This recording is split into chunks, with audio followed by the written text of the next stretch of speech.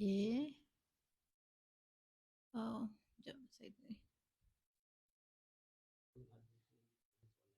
Sekejap saya minta maaf. Pihak kami minta maaf lah sebab tadi ada gangguan internet sedikit. Namun jangan risau, stay tune untuk podcast Tanya TNM Podcast sampai habis. Topik kita agak menarik. Okey, saya nak ulang lagi sekali topik kita apa tu, Encik Najib?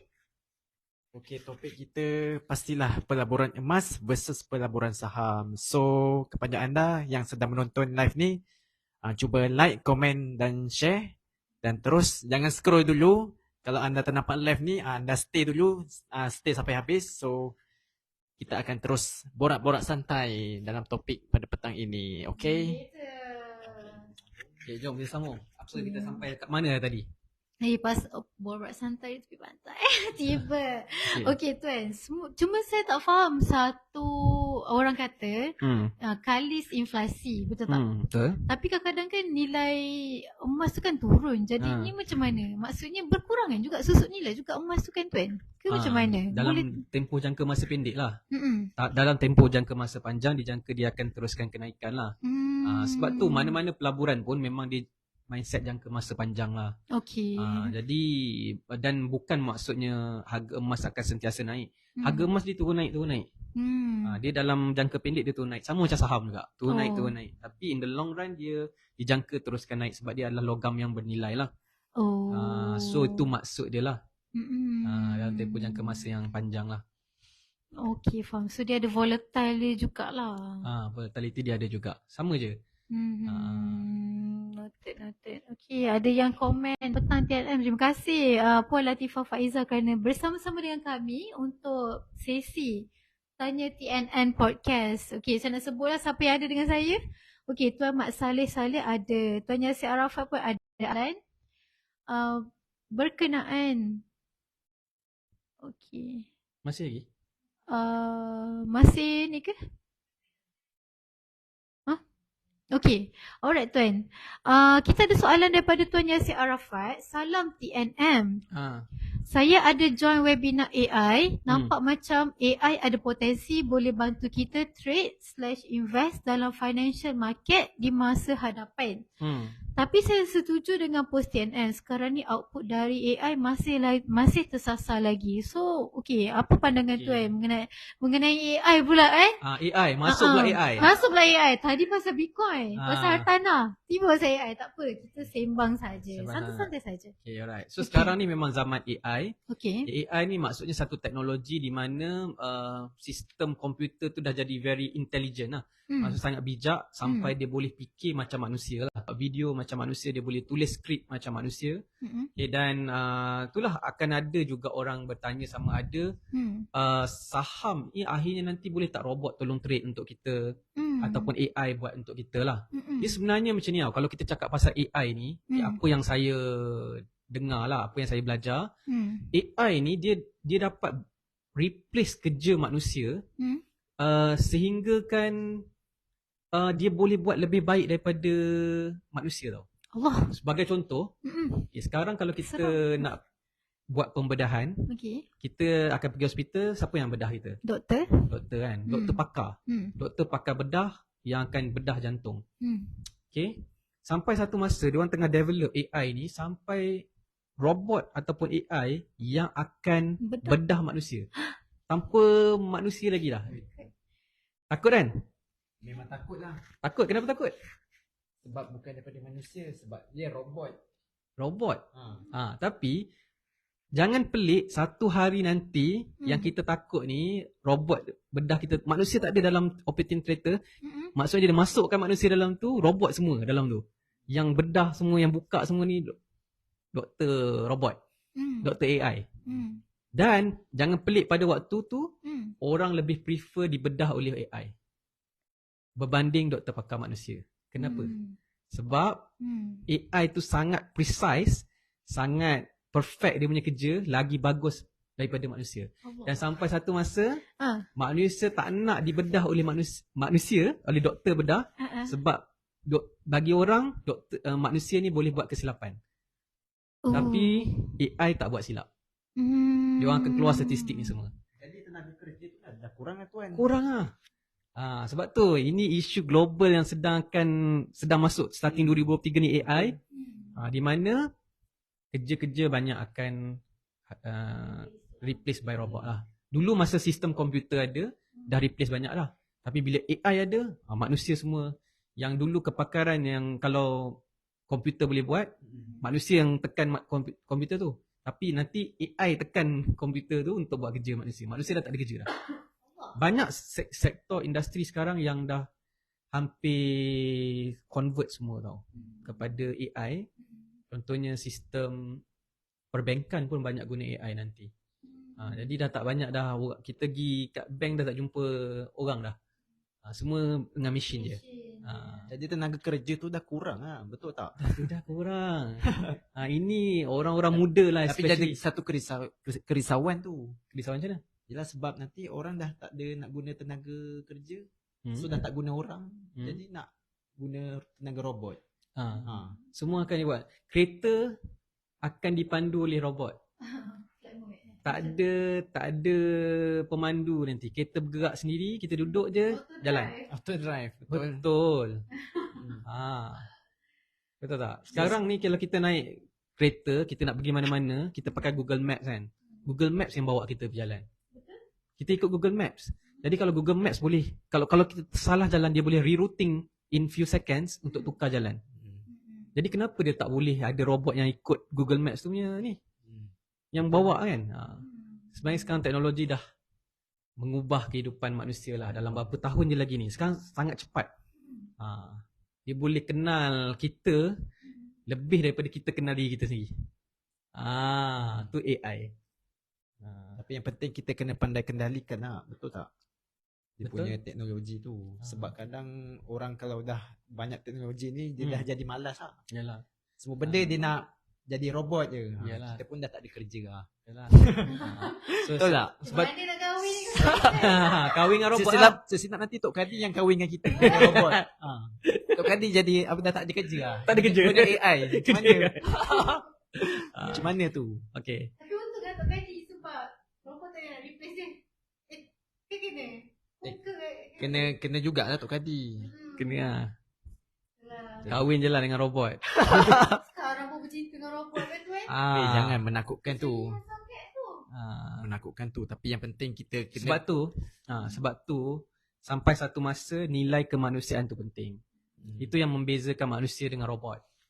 Robot boleh buat kerja tapi tak ada nilai manusia. Betul. So sebab tu manusia kalau tak ada nilai kemanusiaan dah jadi macam robot. Kalau orang buat baik kepada kita, kita tak cakap terima kasih, dan memang kita teruk memang tak ada nilai manusia lah. Betul. Tak cakap terima kasih. Kalau kita salah, kita tak cakap minta maaf.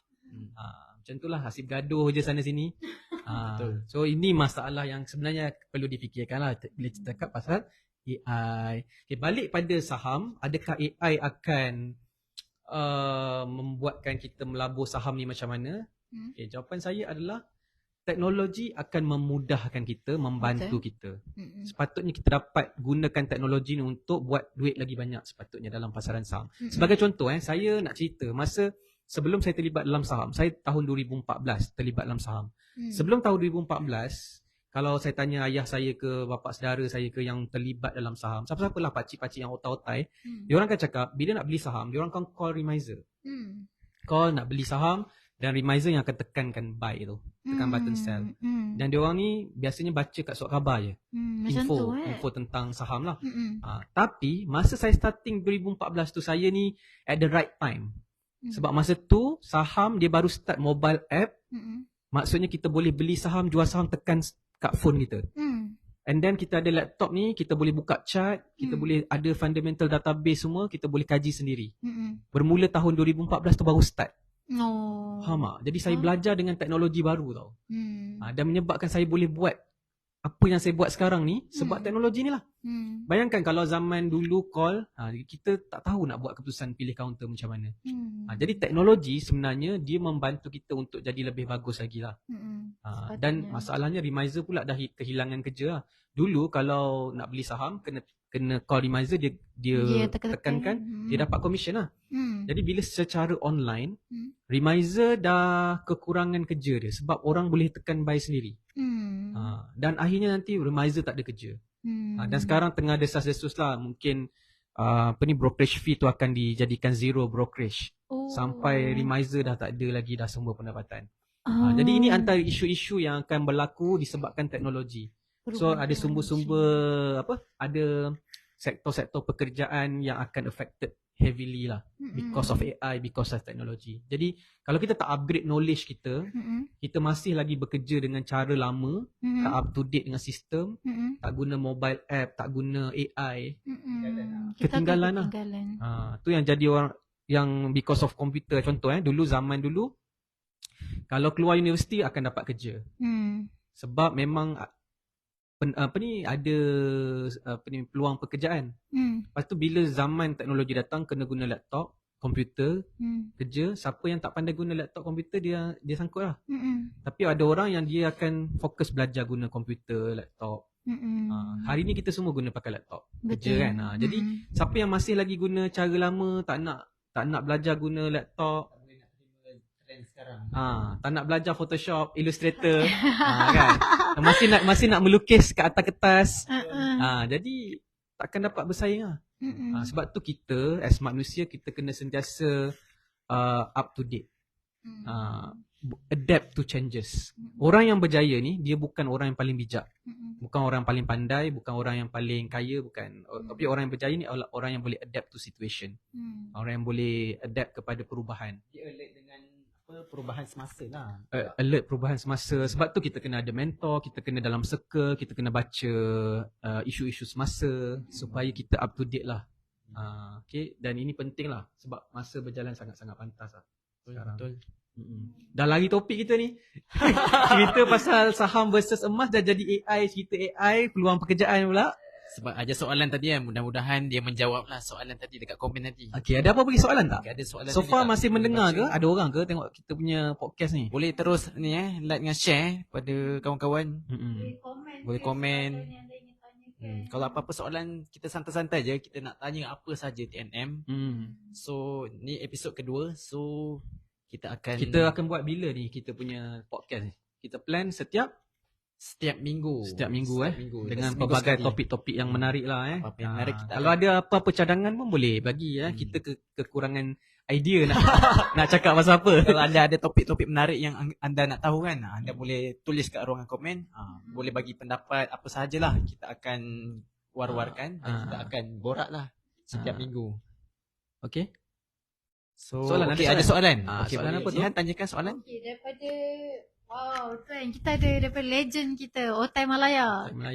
Okey, Remiser kita tak ada buat apa pun kelas kat kita. Kita ambil RHP, tapi setiap kali nak withdraw, laju dia respon. Malam pun dia respon, Lagi satu, kalau kita minta dia tengok pergerakan harga saham kita beli, memang laju dia respon. Kitanya kerja, jarang-jarang boleh tengok chat. Berkenaan dengan luahan perasaan ke ni? Otai Malaya kita meluahkan perasaan, betul? Sebenarnya Remiser bukan kerja dia buat kelas. Remiser tugas dia adalah untuk facilitate kita dalam urusan jual beli saham kita. Dan Remiser juga bantu kita lah kalau ada sebarang soalan. Contoh kita dapat right issue, dapat dividen, kita tak faham apa yang surat ataupun notis yang kita dapat, kita boleh tanya Remiser. Lepas tu kalau akaun CDS kita stuck, contoh tak boleh login, kita tanya Remiser, itu tugas dia. Okay, dan dia bukan mesti buat kelas untuk klien kan. Tengoklah, ada yang Remiser buat kelas untuk bimbing, ada yang tak buat. So macam tu lah basically. Nak tekan butang buy dengan sell pun tuan Remiser yang akan guide kita sebenarnya lah. Bukan objektif dia untuk, taklah tanggungjawab dia sangat tuan kan untuk bantu berikan kelas saham. Kalau anda semua boleh cari mentor saham yang sesuai dengan anda, tu lebih baik lah sebenarnya.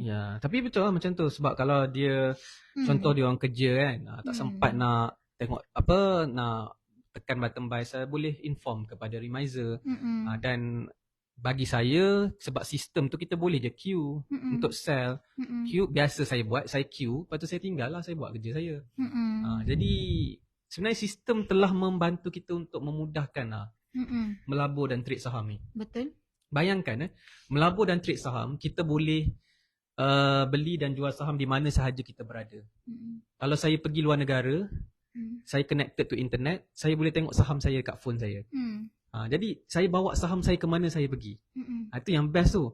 Tapi bayangkan kalau kita melabur emas, balik pada topik. Kan? Kita U-turn balik. Contohlah Najib. Saya tanya Najib, kalau kita nak melabur emas, kita beli emas, simpan emas lah. Okay, kat mana kita nak simpan emas, Najib? Nak simpan emas. Kat mana tempat terbaik untuk simpan emas? Kalau emas tu kan dia berharga, mesti simpan dekat rumah tak? Kat rumah? Kat rumah. Tak tahu lah. Tempat yang selamat kat mana? Dekat bank kot. Dekat bank. Bank kena bayar. Dia ada sewa kan, dia punya peti besi dia kan. Kena bayar kan. Bayar. Okay, so macam mana? Kalau kita boleh simpan kat rumah, okey tak? Biasa orang simpan kat rumah ke tak? Boleh, tapi memang berisiko lah. Risiko lah. Okay. Saya selalu cakap dengan joke ni lah. Okay. Kita kena beli, kalau kita beli emas, kita kena simpan emas tu. So kalau kita simpan kat rumah kita contohnya, kita kena simpan emas tu dekat tempat yang orang tak tahu. Sebab kalau orang tahu kita ada simpan emas dalam rumah kita, bahaya lah. Orang selalu nak datang rumah kita. Betul. Jiran-jiran nak datang rumah kita. Contohlah kan. Betul. Siapa tiba-tiba kan, dia ada impian kan. Okay. Jadi kita kena simpan emas tu dekat tempat yang orang tak tahu. Dalam rumah kita, tapi tak ada siapa tahu. Kat mana tempat tu? Dalam tanah. Soalan teka-teki ni. Soalan teka-teki. Macam cerita Doremi tu. Dia simpan dalam tanah tuan. Simpan dalam tanah Dia siap buat pintu lagi. Buat pintu Buat pintu apa? Pintu ajaib. Pintu ajaib. Siap ada tangga lagi. So kita kena simpan dekat tempat yang orang tak tahulah basically. Okay. Tapi masalahnya bila tak ada siapa tahu, simpan last kita pun dah tak tahu kat mana kita simpan. Dah tak ingat lah. Dah tak ingat kat mana. Rasa macam ada emas hari tu. Itulah. Beli emas simpan tapi kat mana dah tak tahu dah kat mana. Terus dah tak ingat lah. Dah kalau dah tak ingat macam mana kita nak retrieve balik? Dah. Okay, Macam saham, kalau kita lupa login ID password, kita boleh forget password. Kita boleh tanya reminder kita, boleh dapatkan bantuan. Reset balik kan. Reset balik everything semua. So bagi saya dia lebih selamat berbanding emas ni. Kalau kita travel luar negara, tinggalkan emas kat rumah, risau tak? Takut tu. Rasa macam tak senang hati. Betul tu. Macam selamat ke tak selamat ni kan. Emas kat rumah ada RM100,000 ni. Nilai RM100,000. Travel pun macam terfikir macam tak khusyuk kan. Tak travel tak khusyuk. Tak khusyuk. Khusyuk. Ada emas kat rumah kan. Apa jadi kat rumah kan? Betul. Ada siapa masuk dalam rumah ke? Kan? Sentiasa dalam kerisauan. Betul. Itu saya setuju dengan Ajib. Saya ada perasaan macam tu. Jadi saya prefer satu pelaburan yang simple, mudah, selesa untuk saya. Saya tak ada kerisauan, steady pergi mana-mana. Ada orang cakap habis tu kalau tengok saham kat handphone hilang, dia terlock out automatic. Saya boleh tengok kat handphone lain lagi. Kan? Lepas tu kalau tiba-tiba orang tahu kita punya login ID password, boleh tengok Lepas tu tukar password je lah kan. Password boleh tukar. Dan bila nak tekan button buy, button sell, dia ada trading pin. Trading pin tu lain. Kalau tak ada orang tahu, tak lepas juga. Kan? Lagi mudah kan. Dia selamat. Selamat kan. Selamat dan mudah. Tak ada kerisauan. Lepas tu kalau kita beli saham, tak nak jual, dia tak ada macam mesti wajib kita nak jual bila. Selagi kita tak jual, biar je lah dalam tu. Counter induk lah. Counter warrant dia ada expiry date dia. Jadi dia adalah satu benda yang saya rasa sesuai dengan saya. Kan? Dan bila kita faham, kita buat dengan ilmu, kita tak ada kerisauan, kita tak ada gundah gulana, tak ada panik. Saham jatuh saya tak panik. In fact saya rasa macam peluang bila saham jatuh tu dia murah dan saya tahu counter tu fundamental bagus and then saya faham everything tentang counter tu dan saya beli lagi. Tambah lagi sebab target kita ni jauh ni nak pegang sampai 1 juta unit untuk saham dividen contohnya lah. Jadi benda tu adalah sebab tu saya kata kalau kita ada knowledge kita akan lebih enjoy pelaburan yang kita buat. Tapi kita tak ada ilmu tu yang jadi gelabah semualah. Ramai orang gelabah sebab dia tak faham apa yang dia buat. Pada pendapat saya lah. Dia terlalu mengikut orang kan. Ikut orang, ikut cakap orang. Ikut aku je lah. Aku senang je kan. Jadi bila dia tak tahu apa dia buat, dia jadi risau lah. Betul. So kalau macam kita tak nak risau, kita jangan buat cuba-cubalah. Kita buat dengan ilmu dan bina pengalaman. Kena buat dengan serius kan. Buat dengan serius macam tu. Hotel Malaya ada juga komen. Apa ni? Simpan kat tempat yang saya tahu saja. Takut hilang ingatan tu. Nak withdraw pun tak boleh, hanya register dalam akaun kita saja. Tak boleh kan. Dia tak boleh withdraw sebab dia akan hanya ke akaun kita saja. Itu maksud dia. Dia tak boleh third party. So tu ke security system dalam CDS ni lah. Individu kan. Individu. Pemilik kita lah. Dia boleh hantar ke nak withdraw akaun savings kita saja. yang kita dah daftar kan. Jadi lebih selamat lah tuan. Selamat lah, orang nak akaun CDS kita, nak buat apa dengan akaun CDS kita. Dia pun tak tahu saham tu apa. Jadi sebab itulah saya memilih saham berbanding emas. Okay, dan saham ni dia tak kisah lelaki ke perempuan, tak kisah umur, tak kisah kat mana kita berada. Orang kat kampung boleh, orang kat bandar boleh, orang luar negara. Kita ada student dari Brunei. Betul. Kita ada student dari Qatar, Singapura, Jepun pun ada. Jepun pun belajar saham juga. Dan seluruh dunia lah, siapa yang dah tak ada sempadan dah. Macam tu. Okay, jadi itulah dia antara sebab lah kenapa saya memilih saham. Dan kita mendoakan lah. Macam orang cakap, kalau sistem crash everything apa semua, yes, itu benda boleh berlaku. Dan kita mendoakan everything's right lah. Kalau crash, semua benda boleh crash kan. Tapi selagi dia tak crash, kita tak risau lah.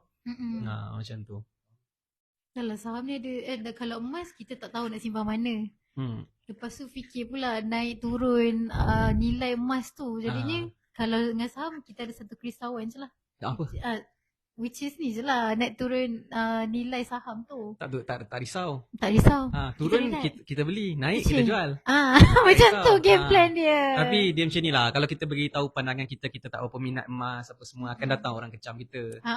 Yang kecam kita orang yang minat emas, yang jual emas. Dia hanya sekadar pandangan saja. Pandangan lah. Tuan-tuan puan. Kalau nak buat emas, buatlah. Kalau rasa emas bagus sesuai dengan diri sendiri, teruskan. Kan tak ada halangan, tak ada paksaan kan. Kita bukan bash, kita pandangan kita. Pandangan kita. Kenapa kita? Sebab tu saya kata, setiap orang kalau nak buat pelaburan apa-apa, you mesti ada sebab. Dan mestilah jelas dengan sebab tu atas diri sendiri. Betul. Sebab tu dalam newbie saham masuk online, saya share ada 6 kelebihan pelaburan saham.